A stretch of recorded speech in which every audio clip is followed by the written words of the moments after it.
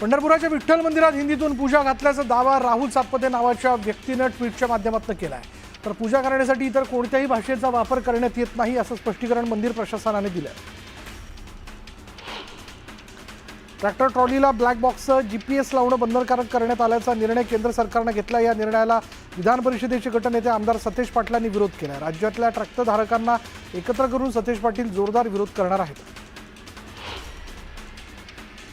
सतीश भोसले उर्फ खोक्यास याला वन्यजीव अधिनियम नुसार दाखल केलेल्या एका गुन्ह्यात जामीन मिळाला आहे। शिरूर कासारच्या दिवाणी आणि फौजदारी न्यायालयाने हा जामीन दिलाय। खोक्या भोसले सध्या बीडच्या मध्यवर्ती कारागृहात आहे। त्याच्यावर एकूण 3 गुन्हे दाखल आहेत।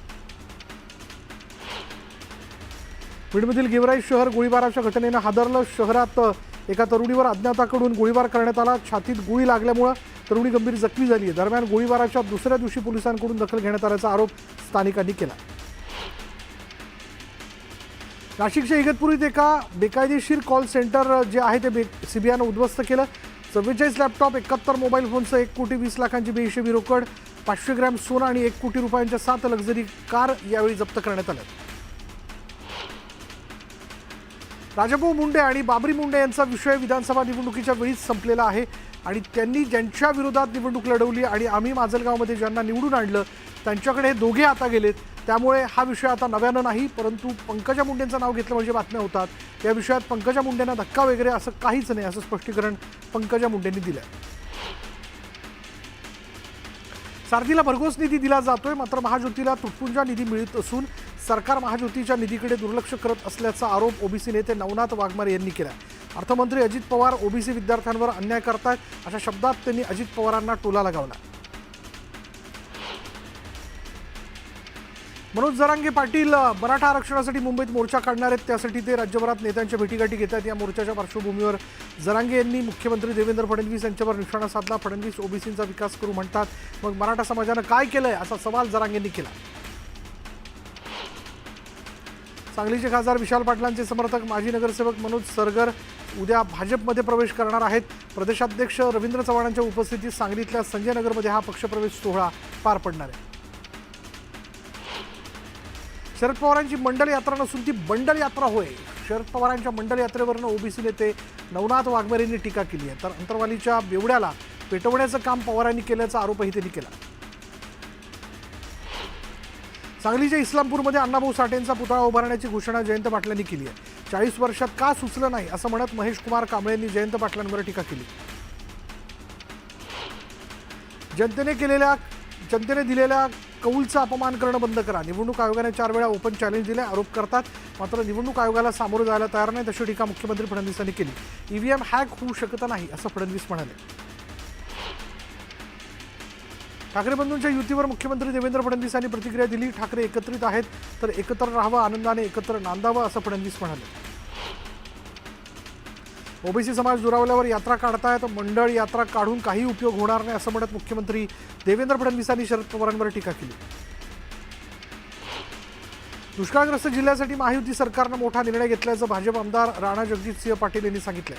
धाराशिव शहरातील पाणी आणि रस्त्याच्या कामासाठी महायुती सरकारकडून 334 कोटी रुपयांचा निधी मंजूर करण्यात आल्याची माहिती त्यांनी दिली। या निधीमुळे शहरातील रस्ते आणि पाण्याचा विषय लवकरच मार्गी लागणार असल्याचा विश्वास त्यांनी व्यक्त केला। येत्या मंगळवारी जालना नांदेड समृद्धी महामार्गामुळे बाधित झालेल्या शेतकऱ्यांना भरपाई देण्यासंदर्भात कॅबिनेटची शेवटची बैठक पार पडणार असल्याची माहिती शिवसेना आमदार अर्जुन खोतकर यांनी दिली। शेतकऱ्यांना 5 पट भरपाई देण्याची मागणी यावेळी त्यांनी केली। नागपूर पुणे वंदे भारतचं लोकार्पण करण्यात आलं। वंदे भारत एक्सप्रेसला पंतप्रधान मोदींनी हिरवा झेंडा दाखवला। नागपूरच्या अजनी स्थानकावरनं वंदे भारत पुण्याला रवाना झाली। यावेळी मंत्री नितीन गडकरी, मुख्यमंत्री देवेंद्र फडणवीस यांची उपस्थिती पाहायला मिळाली। नागपूर पुणे वंदे भारत एक्सप्रेसचं भुसावळ रेल्वे स्थानकावर जल्लोषात स्वागत करण्यात आलं। केंद्रीय राज्यमंत्री रक्षा खडसे, जलसंपदा मंत्री गिरीश महाजन, सार्वजनिक बांधकाम मंत्री शिवेंद्रराजे भोसले आणि वस्त्रोद्योग मंत्री संजय सावकर यांनी भुसावळ रेल्वे स्थानकावर वंदे भारतचं स्वागत केलं। डोंबिवलीच्या खुणी तळोजा रोडवरील ऑर्चिड कॉपरेटिव्ह सोसायटी संचालक पदाच्या निवडणुकीत राडा झाला। बोगस मतदानाच्या संशयावरून राडा झाला असून पोलिसांना देखील मारहाण झाल्याची माहिती आहे। अमरनाथमधील मनसेनिक आक्रमक झाल्याचं पाहायला मिळालं। अमरनाथमधील मनसेच्या 4 नगरसेवकांनी शिवसेनेत प्रवेश केला। यावरनं संतप्त कार्यकर्त्यांनी नगरसेवकांच्या कार्यालयावर धडक देत जोरदार घोषणाबाजी केली। पुणे, सोलापूर आणि अहिल्यानगर जिल्ह्याला पाणीपुरवठा करणारं उजनी धरण 100% भरलंय। या पावसाळी हंगामामध्ये या महिन्यात मे महिन्यात सरासरीपेक्षा अधिक पाऊस उजनी धरणाच्या क्षेत्रात पडला, त्यामुळे पाणी पातळीत वाढ झाली। जळगावच्या रावेर तालुक्यात मुसळधार पाऊस झाला। 8 दिवसांच्या विश्रांतीनंतर पुन्हा पावसाला सुरुवात झाल्यानं शेतकऱ्यांनी समाधान व्यक्त केलं। हिंजवडीत पोलीस अधिकाऱ्याकडून शेतकऱ्यांवर झालेल्या अन्यायाला वाचा फोडण्यासाठी अखिल भारतीय छावा संघटना पुढे आली। शेतकऱ्यांच्या जीवावर उठलेल्या पोलीस अधिकारी बालाजी पांढरेंवर कडक कारवाई करावी अशी मागणी अखिल भारतीय छावा संघटनेनं केली आहे। सांगलीच्या तुरची गावात स्वतंत्र तलाठी देण्याची मागणी करण्यात आली। यासाठी सरपंचांनी नारळ फोडून गाढवाची पूजा केली। दरम्यान तातडीनं तलाठ्यांची नेमणूक करण्याची मागणी करण्यात आली। नाशिकमध्ये बिबट्याच्या हल्ल्यात एका 4 वर्षीय बालकाचा मृत्यू झाला आहे। यामुळे मनसेनं वन विभागाविरोधात आक्रमक पवित्रा घेतला आहे। आणखी किती जीव जाणार असा सवाल मनसेनं वनमंत्र्यांना विचारला आहे। दरम्यान तातडीनं बिबट्याचा बंदोबस्त करण्याची मागणी करण्यात आली। पंढरपूर तालुक्यातील गारडी गावात एका कुटुंबावर दहशत माजवण्याचा आरोप करण्यात आला आणि या कुटुंबाने केलेल्या मारहाणीचा व्हिडिओ व्हायरल झाला असून मारहाण करणाऱ्यांविरोधात अद्याप गुन्हा नोंद नाही। हल्ला झाल्यानंतर मात्र गुन्हा दाखल करण्यात आला।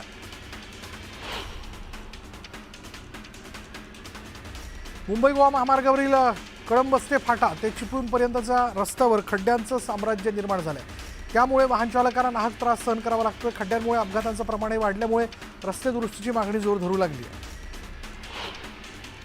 पंढरपूर तालुक्यातील ईश्वर वठार या गावात मोलमजुरी करून उदरनिर्वाह करणाऱ्या कुटुंबाला विनाकारण त्रास देण्यात आला।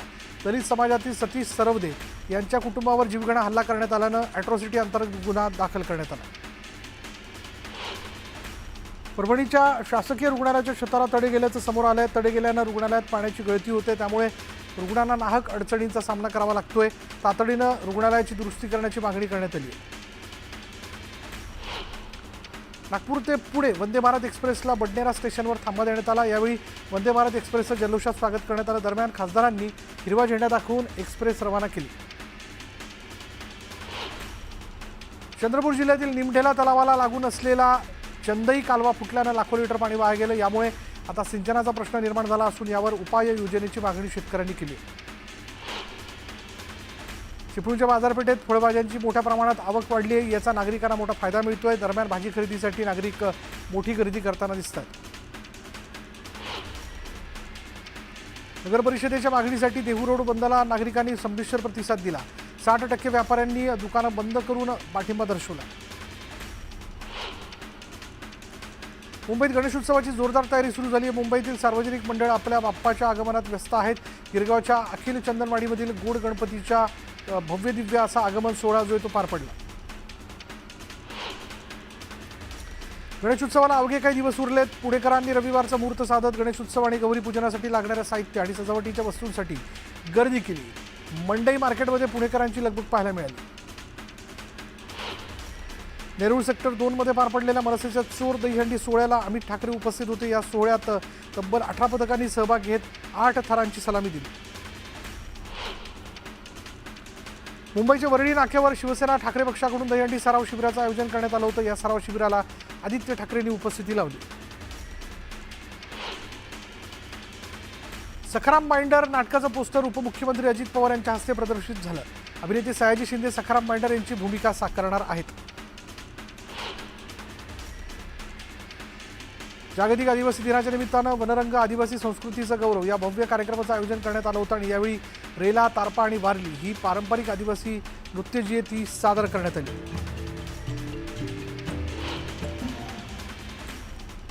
मालेगाव शहरात भगवान एकलव्य जयंती पारंपरिक पद्धतीने उत्साहात साजरी करण्यात आली। शालेय शिक्षण मंत्री दादा भुसे यांच्या नेतृत्वाखाली भव्य शोभायात्रा काढण्यात आली। यामध्ये मोठ्या संख्येने नागरिक सहभागी झाले होते।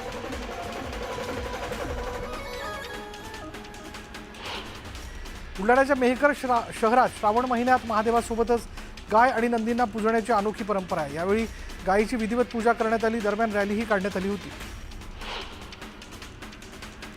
जॉर्जियामधील बाटुमी इथे झालेल्या आंतरराष्ट्रीय खुल्या वुशू स्पर्धेत रयत शिक्षण संस्थेच्या डॉक्टर पतंगराव कदम महाविद्यालयातील विद्यार्थ्यांनी श्रावणी सचिन गुरपडे हिने सुवर्णपदक पटकावलं आणि याच महाविद्यालयाची विद्यार्थिनी मयुरी शरद वाईंगडे हिनेही रौप्य पदकाची कमाई करत महाराष्ट्राच्या शिरपीसत आणखी एक मानाचा तुरा रोवला।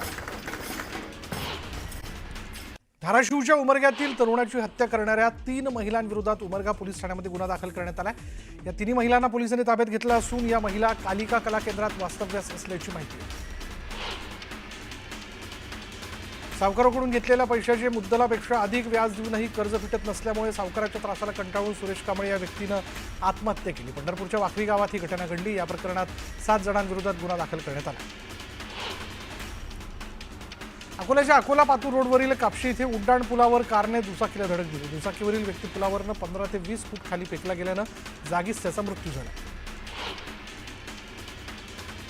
वाशिम शहरासह ग्रामीण भागात 4 ठिकाणी झालेल्या चोरीच्या घटनेचा उलगडा झाला। रेसर बाईकवरनं तिघांनी चाकूचा दाग दाखवून मोबाईल आणि रोख रक्कम लुटल्यानंतर पोलिसांनी सीसीटीव्ही फुटेजच्या माध्यमातून चोरांना ताब्यात घेतलं।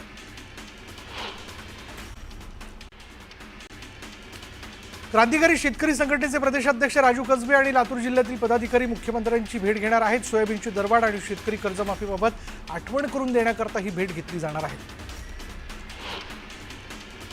मुंबई गोवा महामार्ग गेल्या अनेक वर्षांपासून रखडल्या। अर्धवट कामं झालेल्या महामार्गावर अनेक वेळा अपघात होऊन नागरिकांनी आपला जीव गमावलाय। याविरोधात आज मुंबई गोवा जन आक्रोश समितीने अनोखं आंदोलन केलं। या आंदोलनाचा भाग म्हणून पनवेलमधील पळसपे इथं पाठपूजन करण्यात आलं। बीडच्या खोक्या भोसलेने जेलमध्ये दहशत माजवली। गांजा वाटून घेण्याच्या कारणावरून इतर कैद्यांसोबत भांडण करत खोक्याने पोलीस कर्मचाऱ्यांना ही शिवीगाळ केली। या घटनेनंतर खोक्यासह इतर तिघांवर शिवाजीनगर पोलीस ठाण्यात गुन्हा दाखल करण्यात आला।